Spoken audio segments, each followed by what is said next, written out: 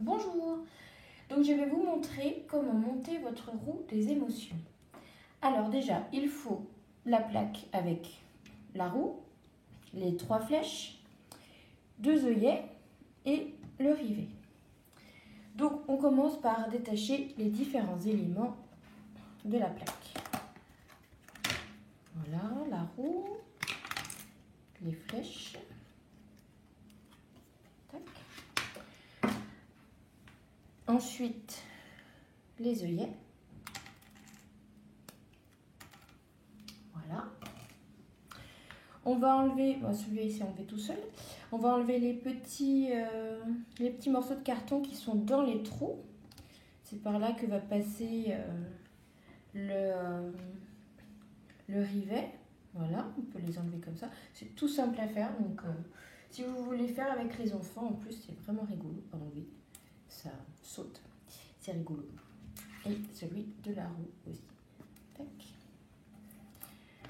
Donc, une fois que tout est détaché, on va commencer à monter les différents éléments entre eux. Alors, pour commencer, on prend la partie du rivet la plus large.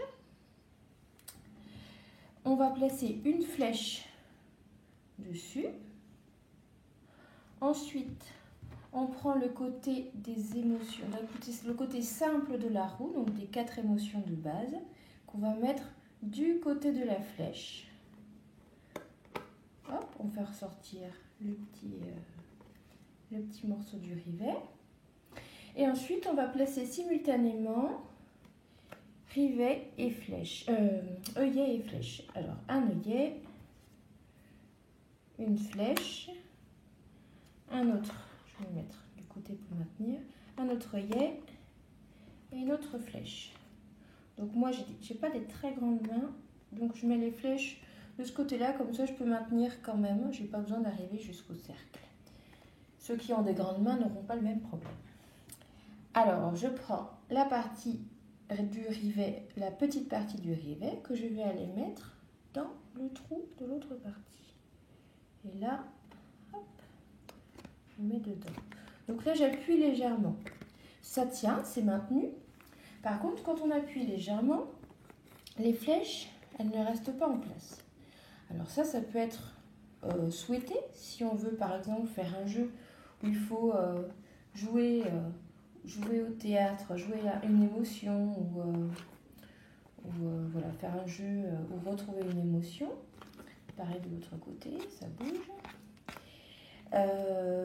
Si on veut par contre que les flèches restent bien en place, il va falloir faire sortir la petite partie très légèrement du trou là.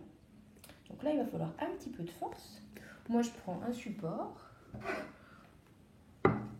Voilà.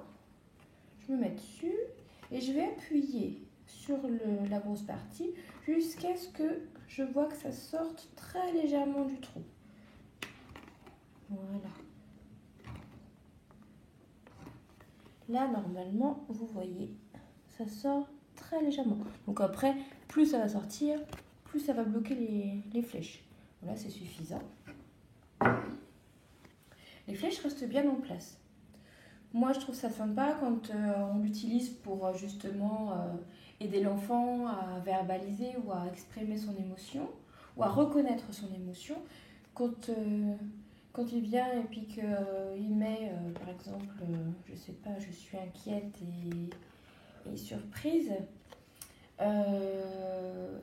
s'il met ça et puis qu'il vient vers nous après, et puis que tout tombe, c'est un peu dommage. Donc là, ça reste bien en place, peu importe la position. Et c'est pareil de l'autre côté.